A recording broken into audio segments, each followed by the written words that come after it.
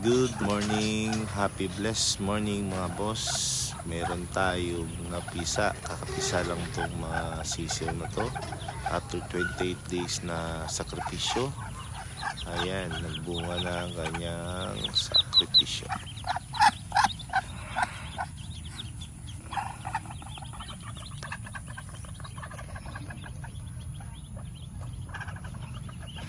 At nagpapasalamat tayo kasi nakisama ang panahon, hindi umulan. At least man lang ang mga sisiw, mainitan.